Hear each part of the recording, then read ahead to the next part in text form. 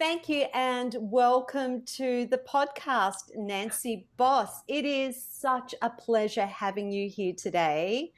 We only met a couple of weeks ago, and I can honestly say from my side of the fence that I just felt an instant connection with you. I love what you stand for. I love your philosophies.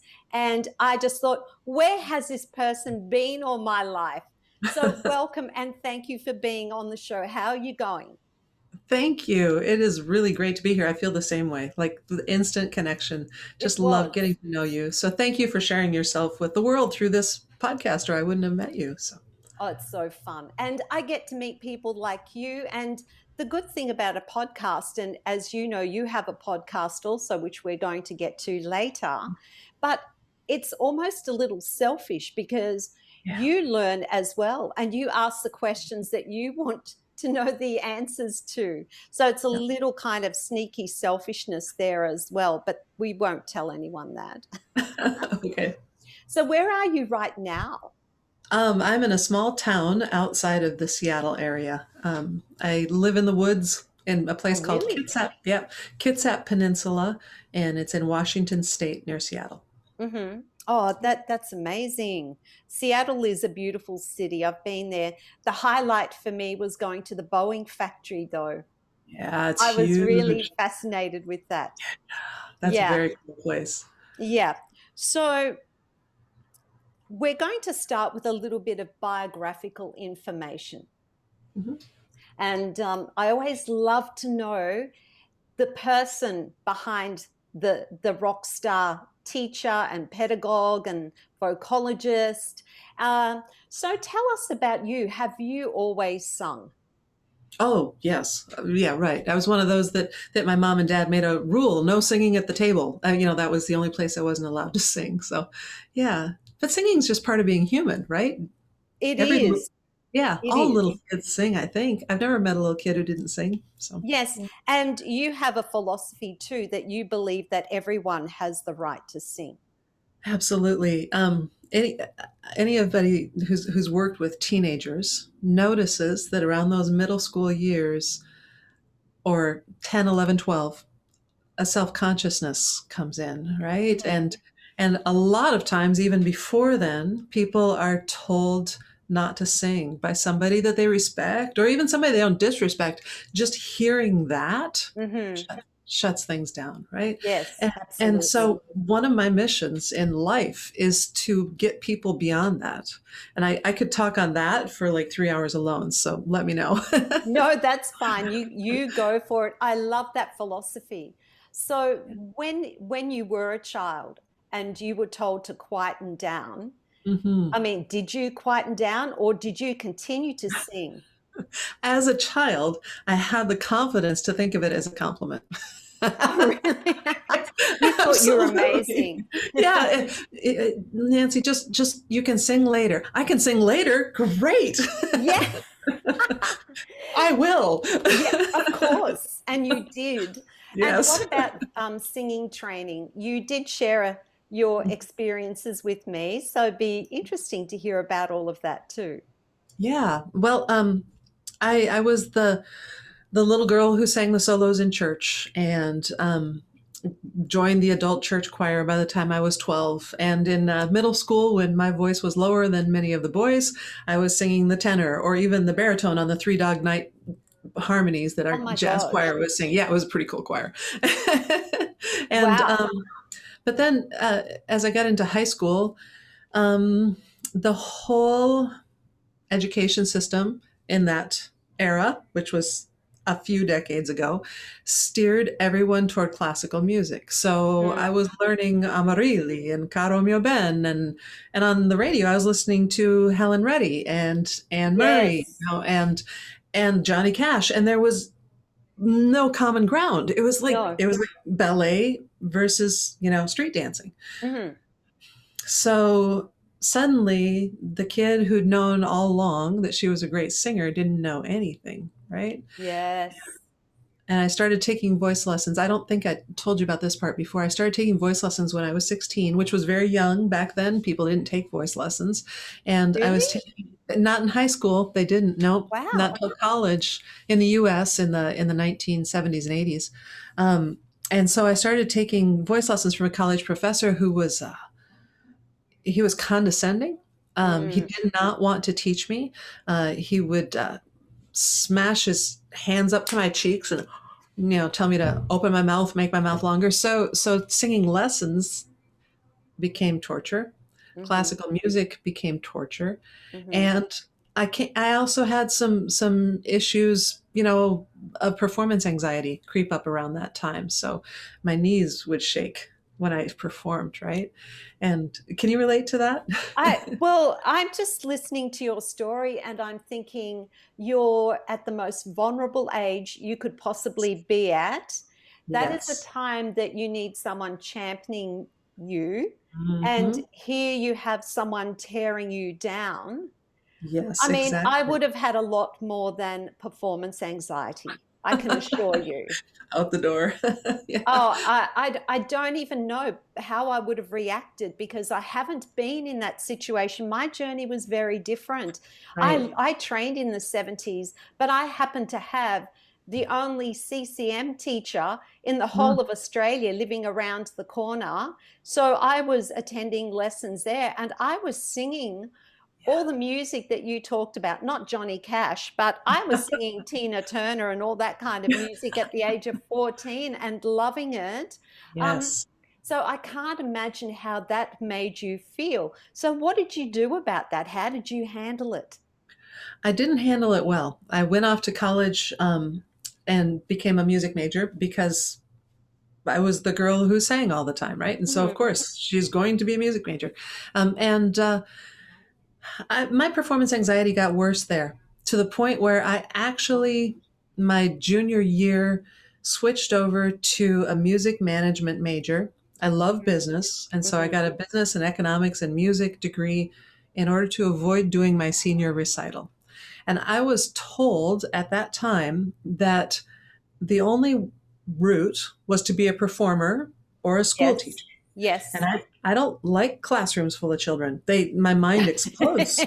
I Like, can, okay. I can relate to that one. Yes.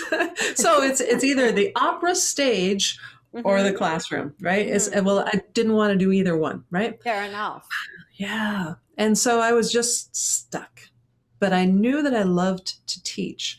So I asked a college teacher, how do I become a voice teacher? And he very kindly gave me a journal of singing from the US based National Association of Teachers of Singing. He required that I give it back a week later, but he said there's a whole organization just for teaching voice. Now, in order to become a voice teacher, you have to go over to Europe and have a professional career. And then when you come back, a university will hire you to be a voice teacher. I'm like, What? oh, right. Yeah. What is And going on in that country of yours? What were they teaching you back in the 70s?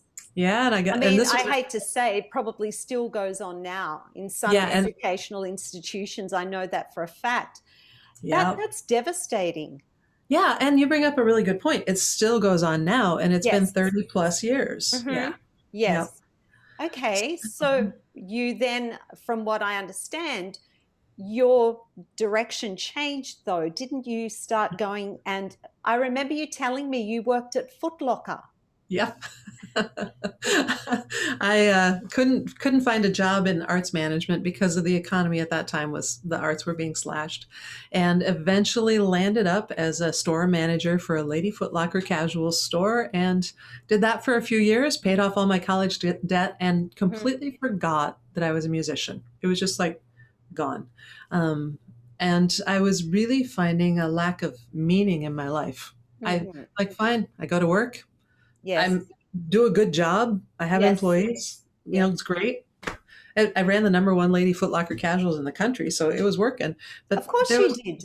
there was nothing in my heart, for it. Hmm. And I just remember one day getting out of my car at home, and I had this light bulb moment. I mean, really, just music was given to me, just music, and I was like, oh yeah, I'm a musician.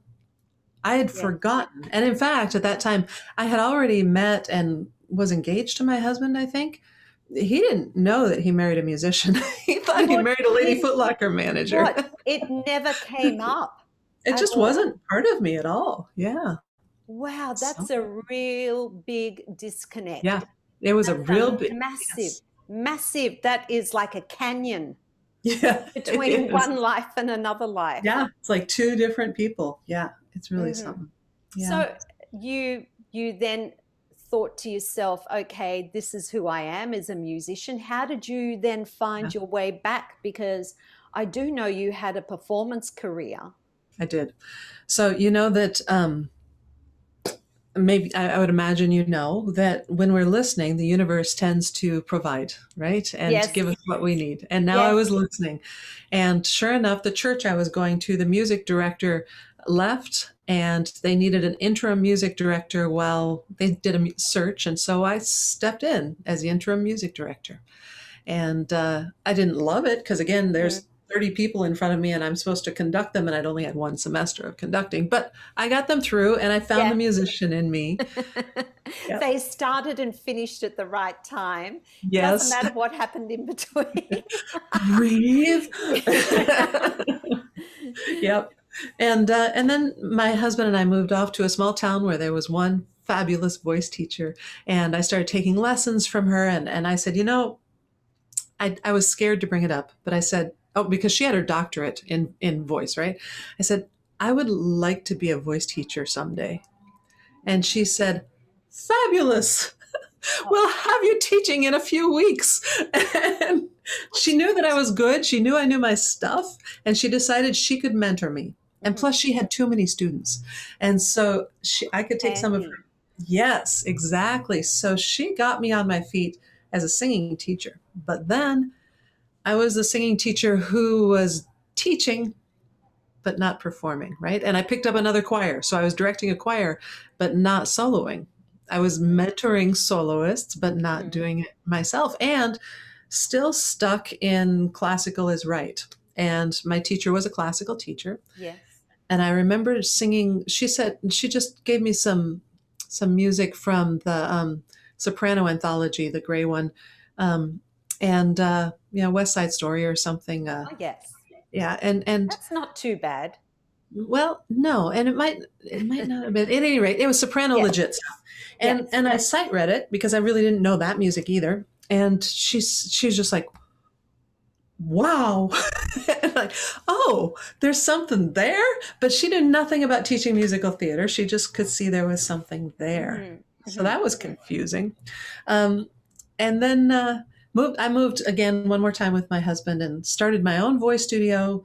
And when I hit age 35, and I was teaching singers, and I was working as an alto section leader in a choir in Seattle, and I wasn't performing, I again had another realization that you've only got one life, and I Yes. had this deep regret that Oh, you know how can I live this life without sharing the stories that come out of my mouth, and I've got several performance anxiety stories that I could share, and one of them I want to share with you yes, was that please do. I was with a this is kind of a funny one. This was back when I'd just become a musician again. And so I was at the Lady Foot Locker and I was singing with a jazz group. So my closest friend was a piano player. She said this is called Top Hats and Roses.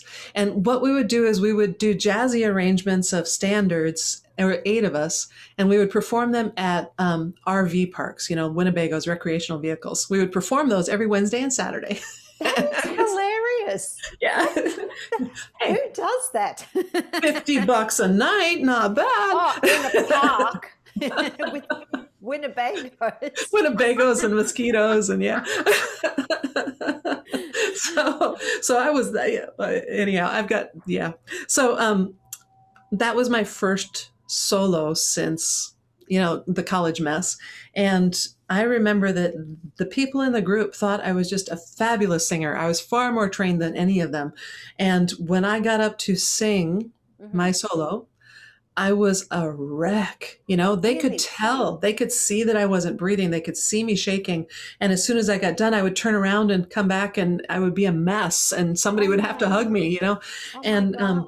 yeah, so there was a lot to overcome there, but I didn't really perform again until I was in my 30s and had that realization that, you're just going to have to figure this out. So I didn't have any coaching on how to figure it out, but I Hmm. had heard the advice that the more you sing, the Yes. easier it gets, right? Hmm. That's part of it. Yes, That's part of it. yes, that's what people will usually say is just get up on stage as often as possible and slowly but surely those nerves will disappear. That's what I was told. Yeah. Yeah. What do you think? What do you think of that? Well, because I was told that by people I trusted, that's what Yes. I did. I actually started my performance career, my professional career, when I was 15 years old in a band. Yes. And I was Yeah. working 3 or 4 nights a week at different functions. By the time I was 17, I was working 5 nights a week and Wow. earning more money than any of my school teachers. But I just kept getting up there. Like I Yes. just didn't know any better. And I didn't have the information that we have now where they talk about breathing and all Yeah. these, and meditation and mindfulness and all these, and the tapping. I mean, it was get up there and start singing.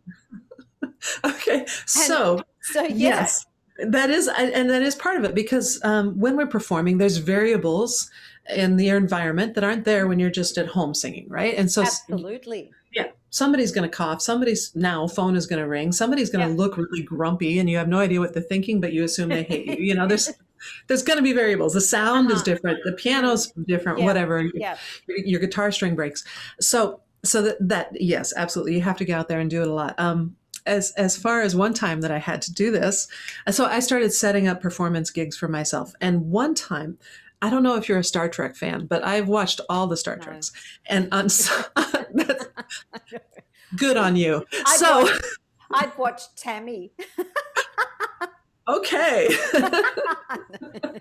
So in Star Trek, there's this thing called a holodeck where you walk into an empty room and the computer programs a realistic environment for you. So I had a choir solo. And so I just decided the only way I'm going to get through this is if this is a holodeck and they're not real. And talk about, I didn't know anything about mindfulness either, but that's what that is, right? Oh, yeah. Yes, Yeah. it is. And So it you totally worked. It totally worked. okay. Well, I've not heard that, but I No, have nobody heard has. no, but they say imagine everyone in the audience is naked. Right. You've heard that one. I Yes. mean, that would put the fear of God in me. Ew. It would not, yeah. I mean, some of those people sitting in the audience are not the most attractive people No. anyway, and you don't want to see them naked, that's for sure. Yeah. Yeah. I have to say Yeah. there is something about imagination, but not that one. No, not that one.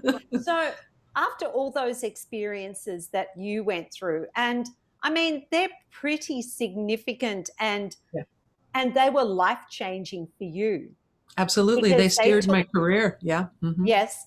So, as a teacher, when you went into running your own studio and students were coming to you, did that have an impact in the way that you approached teaching and Hmm. the language that you used with your students, the how you guided them in the teaching studio?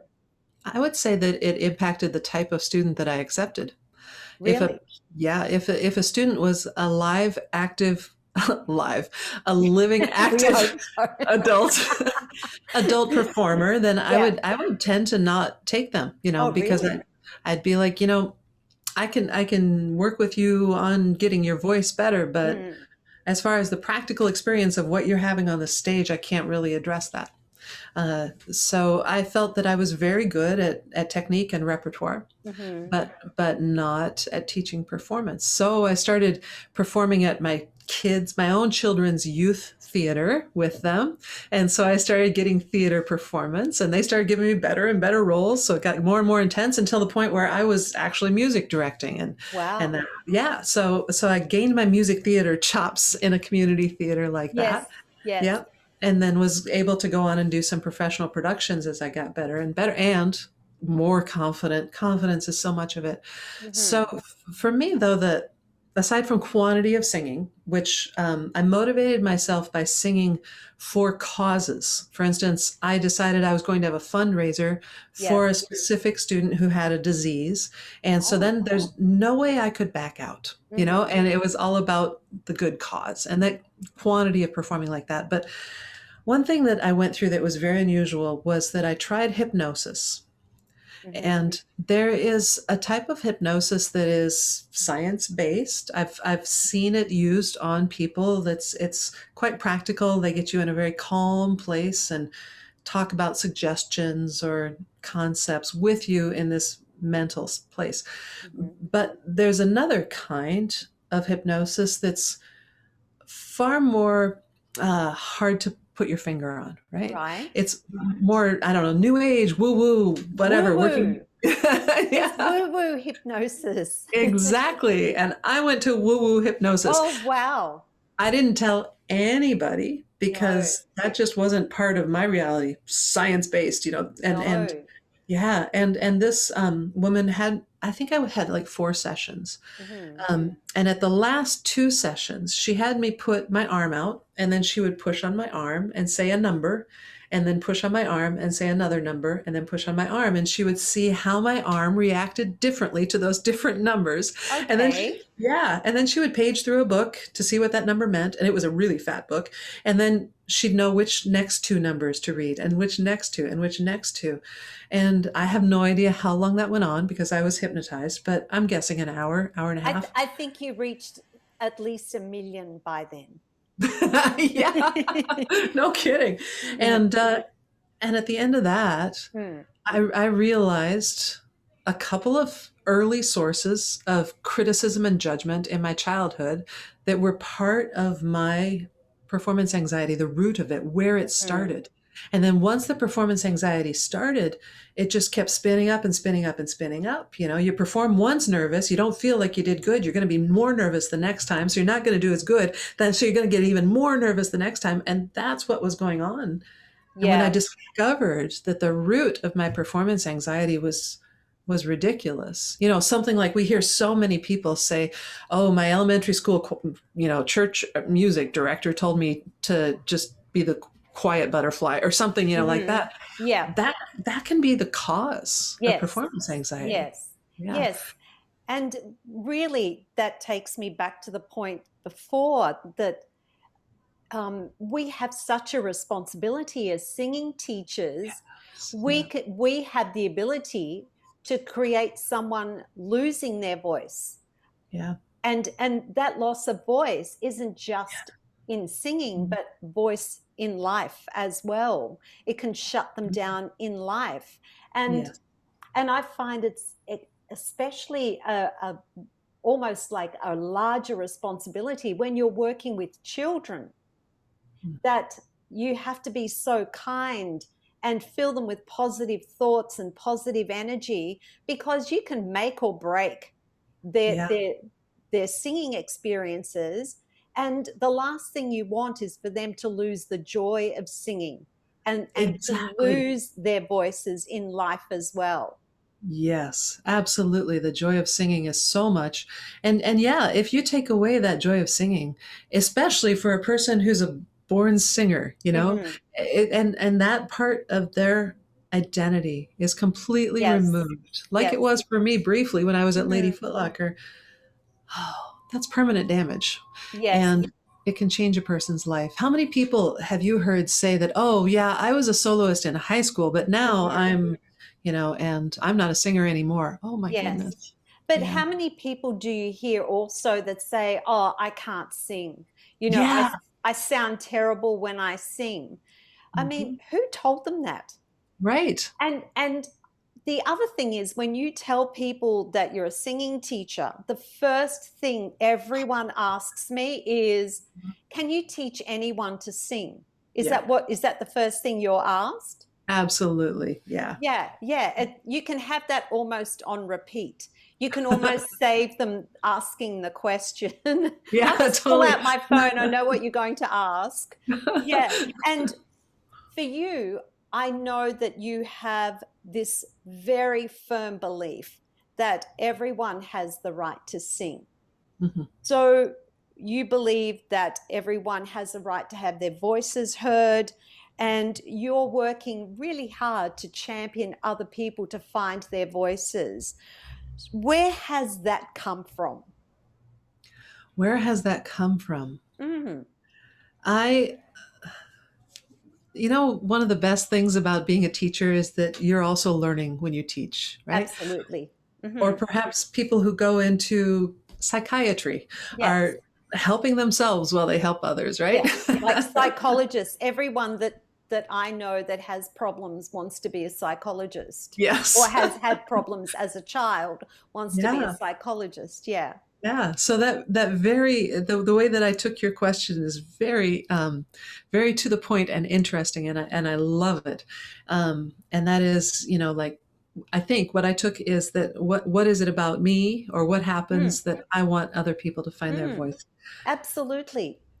with me? Where is Yeah. that where have you drawn that mission, that inspiration to Hmm. follow that mission and that path in your life?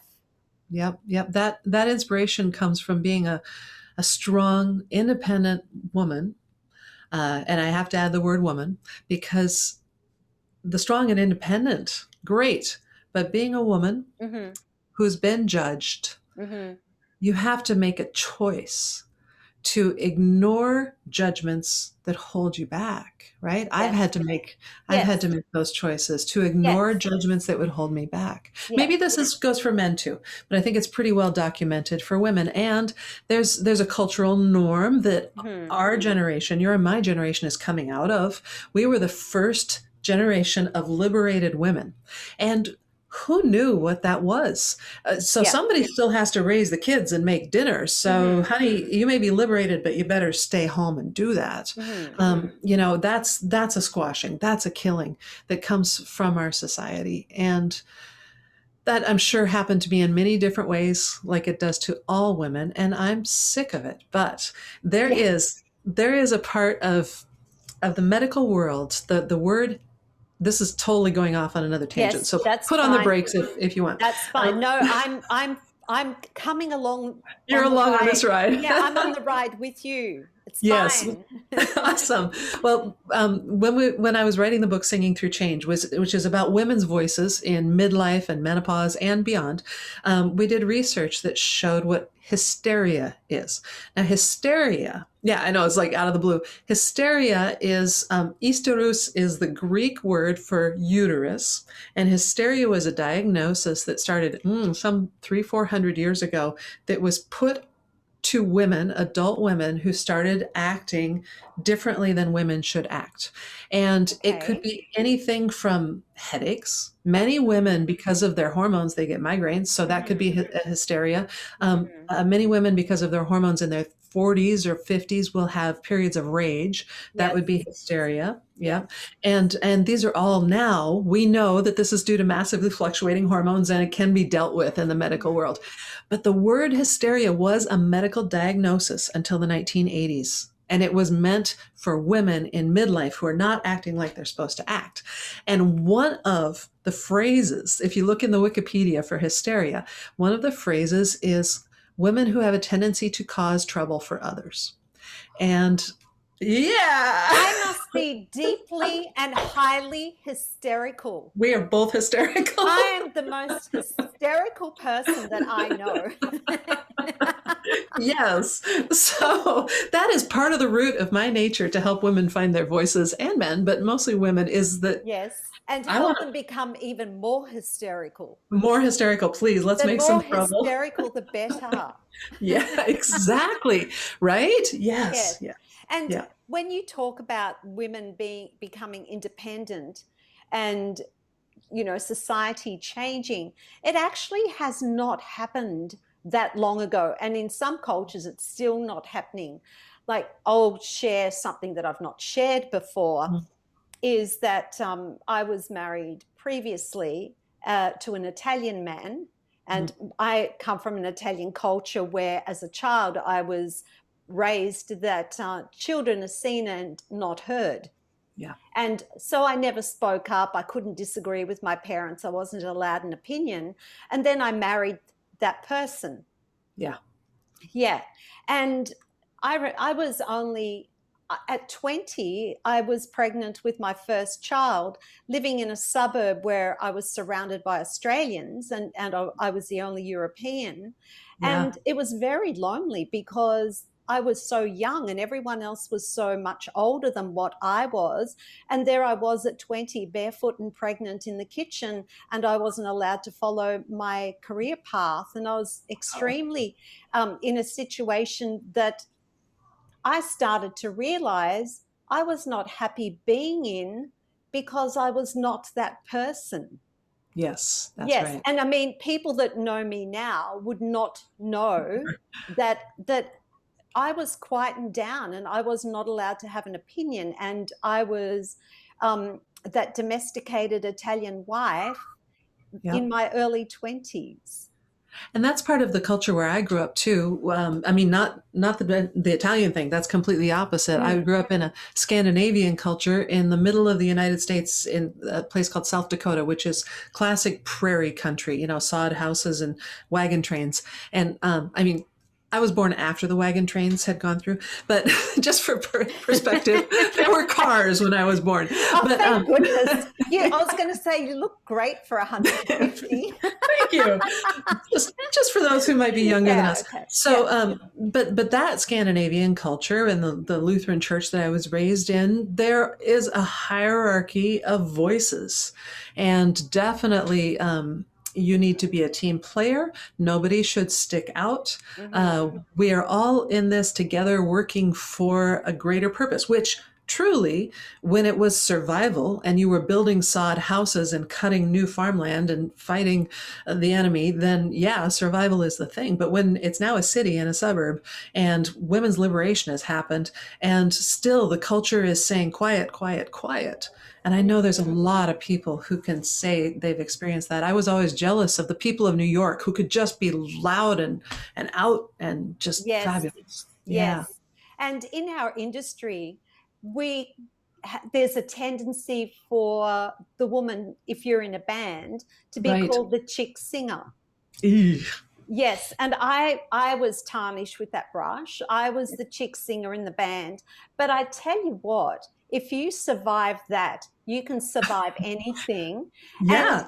like when I'm at work and someone says something to me at work, I work with a lot of male musicians who are excellent teachers. And I could come back like that.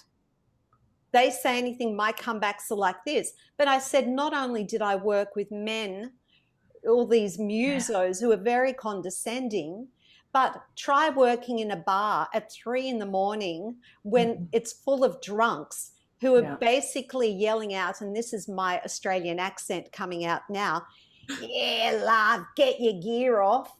You know, What do you that's do with what do you that? do? You learn, you go Yeah, into fight or flight mode. And I tell you what, I fought that's and it. I learned. So now, like independent, strong woman, Yep. I can deal with anything anyone ever says to me because of that. And that's what we had to deal with in the industry. And I'm sure that's still around now, that culture. Absolutely. And the child who's raised in a culture where they're not allowed to say anything, you know, children are Yeah. better seen than heard, or the dad has the ability to silence the child with a word or a look. Mm-hmm. Those kids don't learn how to fight, right? Mm-hmm. We Yes. learn, yeah, we Yes, learn how to exactly. obey.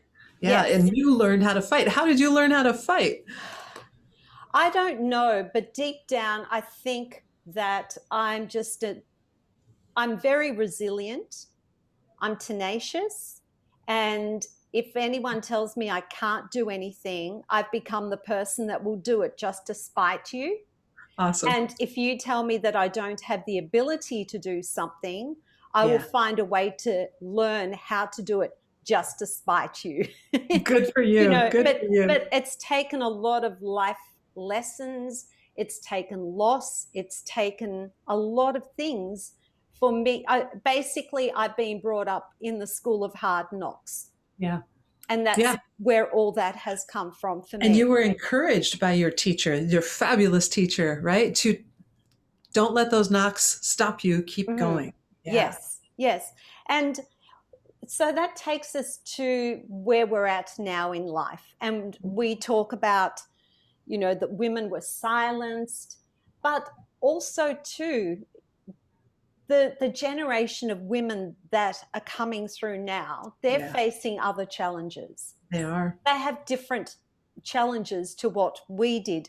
We were told to be silent. Yes. But the women now, are they losing their ability to communicate, do you feel, for other reasons? Interesting. I hadn't thought about that. I mean, I'm thinking about things like we don't pick up the phone and call people. We tend to send emails because of technology. Do you think that there's other factors that are silencing women? Yeah, I do think also the pressure for some of my high school girls that stayed with me, they were outstanding, Mm-hmm. brilliant. They could do everything, and that pressure, and that has something to do with the town that we lived in, which was a really successful town called Bellevue, Washington.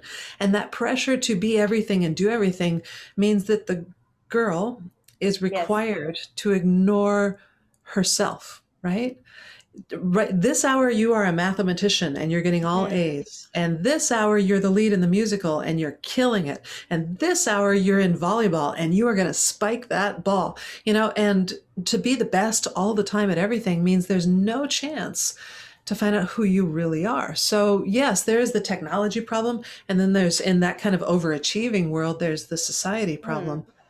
Yes. um, I, I I would say I've witnessed college students that do get confused about that, how to talk to people, especially during the pandemic, Mm-hmm. where everything now is online. They, for a while, don't even know how to leave their house. And I know that wasn't a problem in Australia as much as it was No. in other parts of the world, where college students didn't leave their apartment or their dorm or their house for a year, Wow. basically, because everything was online. So you'd get up and grab your coffee and put on your bathrobe and go to class and do your Mm-hmm. homework and just, I can't even imagine what that's going to do for silencing people's voices.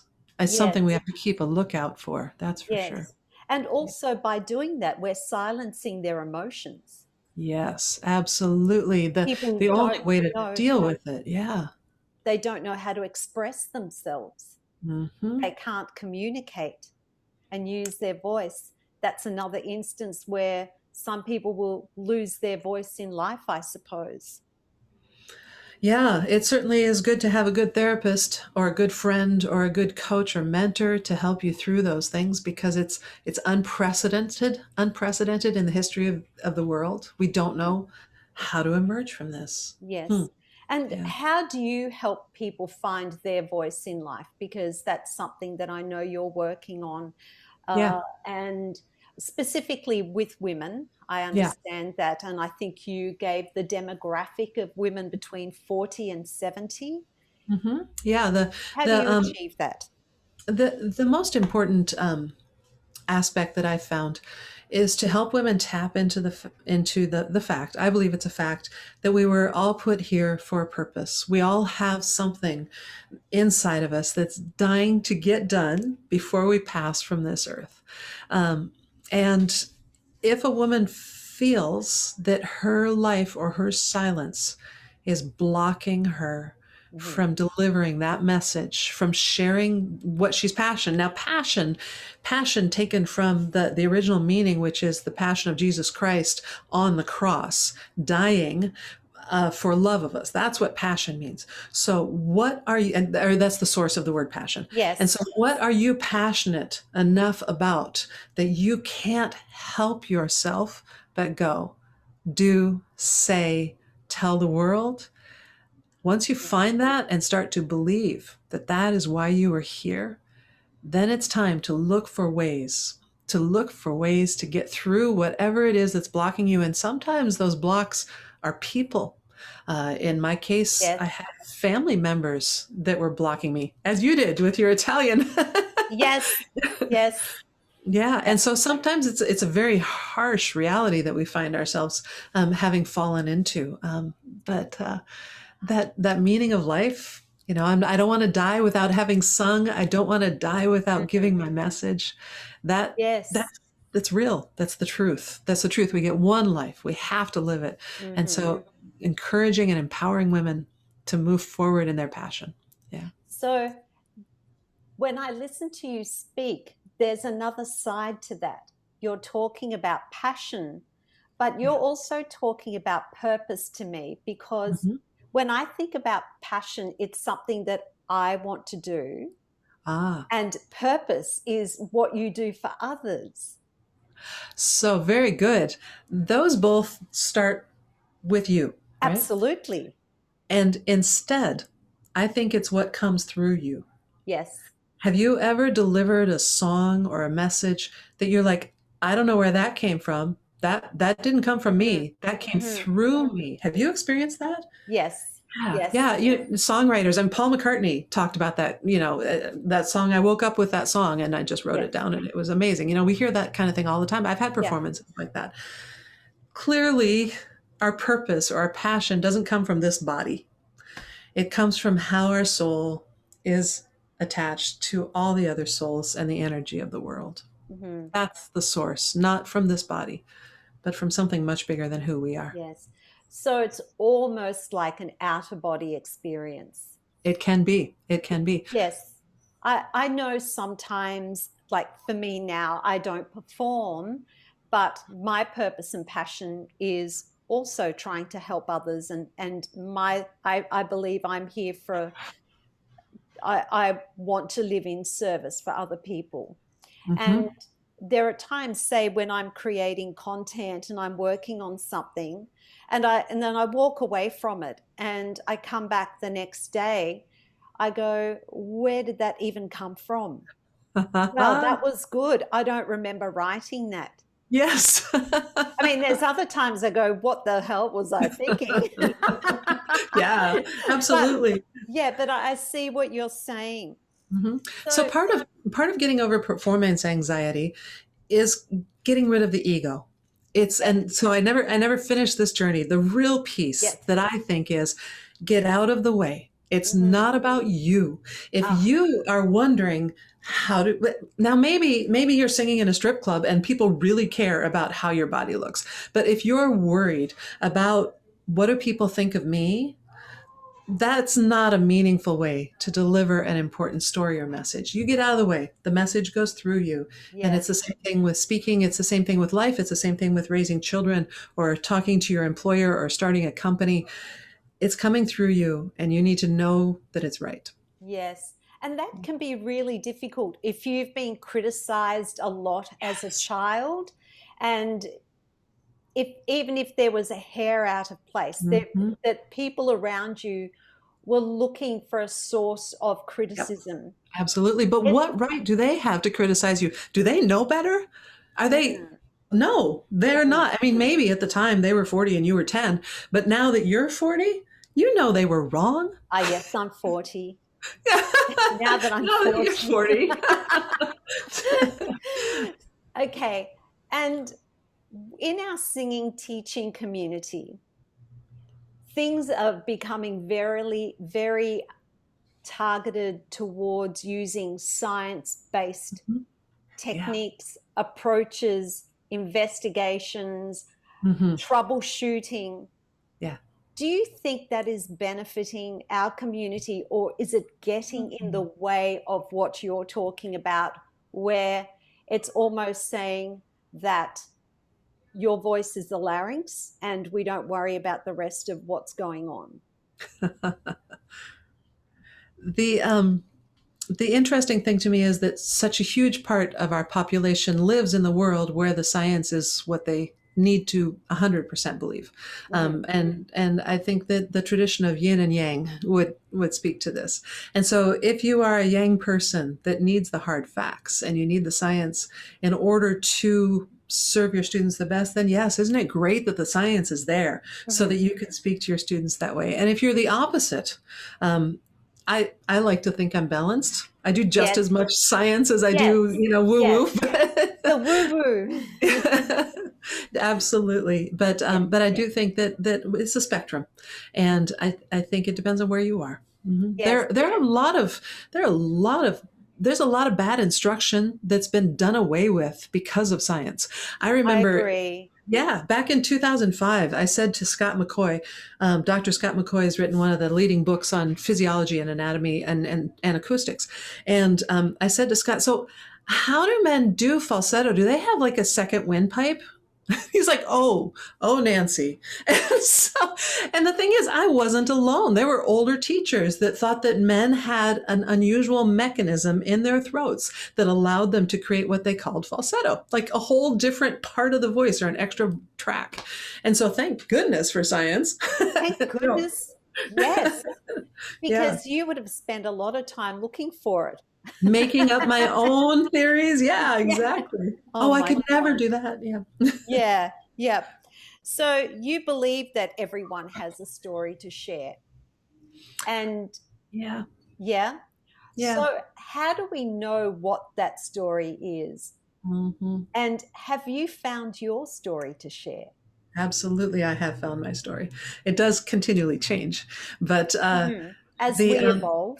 Yeah, hasn't this, well, again, and I know that it wasn't as bad in Australia, but you should be jealous of this part of the pandemic, is that those of us who were in isolation for months had an incredible opportunity to look inside of ourselves. And we are seeing the results of that. And what we're seeing is that people are hearing and experiencing spirituality and a deeper understanding of the energetic connectedness of all people, much more than we did before when we were just in the daily grind, and so I think that hearing that, looking for opportunities through meditation or prayer, or a spiritual guide or a religious mentor are great ways to find out what your purpose is. And also, though, I don't think it necessarily appears to a person before a certain age. I don't think that a 25-year-old should expect to know why they're on this planet. Maybe their job is to just keep selling tennis shoes at Lady Foot Locker in order to prepare skills for later, once their purpose is revealed. Yes. And in terms of, you talk about meditation and prayer, are you a spiritual person? Very much. More now than I was before the pandemic. Yeah. So I started by saying that I was in this jazz group that sang at Winnebago Parks. Another thing that I love doing is singing at funerals. So I'm a professional funeral singer too. And I know, isn't it crazy? I love this. There is nothing more fun. And sometimes if I get emotional, that sounds ridiculous, fun, but talk about a great way to be able to help people in their most vulnerable moment, that you can provide transport into a calmer place or a place of retrospection or connection with the dead. Absolutely something that I love experiencing. And that spiritual journey that may or may not live beyond death is something that I'm absolutely fascinated with. So what is the craziest request you've had for a song at a funeral? Yeah, totally. Well, I've had to do some Mick Jagger music. As these baby boomers die, they ask for crazy things. Yes. I think I'd like Justin Timberlake. Oh, why not? Yeah. Sexy back. Absolutely. Yes. So do you meditate every day? I do now. I didn't used to. And I'm hooked. In fact, I'm a pretty hyper person, and I never could calm down enough to meditate. Thankfully, though, now there's these tools that help us meditate. And my favorite meditation teacher is in London. Her name is Linda Hall. And how could I have ever known about Linda Hall if it wasn't for modern technology? So I'm so grateful for that. Yes. Do you like guided meditations then? I do, and I like backing tracks, and I feel like this is the cotton candy fluff of the meditation world, but I really do like it. And for some people, when they meditate, obviously, we all meditate. I meditate every morning. I can't Wonderful. say I'm still very good at it. Sometimes it's not till the last minute that my Yes. mind actually starts to quieten. Yes. It could be 9 minutes of, oh, this is going on. And then the last Yes. minute you go, Zen. Yeah. Yeah. Yeah. But during those sessions, have you ever had aha moments? During those sessions, I usually, no, I don't believe I've had aha moments during meditation. I think though that I prefer a mindfulness meditation that takes me out of the tight, small place that I'm in and allows me to open up. So in a way, yeah, more like perspective moments. Have you had aha moments in meditation?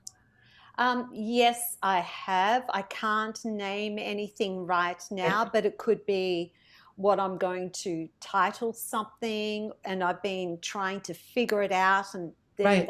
that Yeah. thought will just pop up, Uh, or yeah. And it's just a it, gift. It's just given yes, to you. Hmm. yes. I suppose for me, if it's an aha moment, it's a piece of a puzzle that falls into place Sure. when at any other time during my busy day, I can't seem to find that missing piece. Yes. Yeah. I've enjoyed though that kind of I call it a transformative experience when performing. Sometimes there was an opportunity that I had. This is a back-to-back rehearsal and then performance. I was singing at a church in Croatia with a choir, and I was singing Morton Lauritsen's O Magnum Mysterium in this gigantic old European cathedral, like at least 800 years old. And so the reverb in there was 3.5 seconds. Mhm. When I was doing the rehearsal, I was in my body and I was in the words and I was listening for the piano, and it was bad. And when I got up to sing the solo, I got my ego out of the way. It's like, well, that rehearsal was bad. It's going to be whatever it's going to be. So let's just sit back and enjoy. And then I got to, not literally, but mentally float with the sound waves in the cathedral and just totally enjoy this Wow. transformational experience. It was probably the singing highlight of my life, those 4 minutes.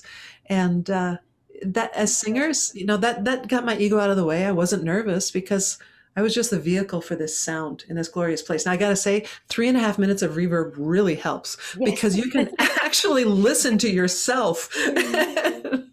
But Yes. yeah, Yes. And I suppose I'm when sorry, 3.5 seconds, not 3.5 minutes. That's yeah, when you get out of your way, yeah, then you are not judging yourself. right. And then you don't care if other people are judging you. Yep. Would you agree with that? Yep, it is what it is. This is what I'm putting out, and let's go on. Yeah. And then if you can get out of judging yourself, doesn't that release all kinds of mental and physical tension that allows you to be the storyteller that you need to be? Yeah. Yes. And a lot of people forget that as singers, we're We storytellers. are storytellers. One of my best examples of that was I was singing Sweet Child of Mine with a garage band, right? And so this is Oh, a local garage band. I'm doing Sweet I Child of love Mine. that song. Yeah, it's like made for a woman's voice. It is. But right before that performance, in fact, it made me come late for that. My daughter earlier in the day had slammed her thumb in the car door, and we had gone to the doctor. She's terrible pain with tremendously built up pressure under her thumb. And this is so gruesome. The doctor drilled a hole in her thumb and released the Oh, blood and then laughed inappropriately, as doctors are wont to do. And the pain was relieved. But in the meantime, she was sobbing. I was sobbing. wow. And then I go off to the performance and I sing Sweet Child of Mine. And it was just all there in that Yes. song. And Yes. when we got done, the drummer goes, "Wow." And I'm like, "Yeah, Yeah, wow." rock chick. I'm thinking about my daughter and the blood splurting out of her thumb. That's Sweet the child inspiration. I love that. I have to say, you have some gruesome stories about. I do. Death, blood, let's keep Yeah. them entertained.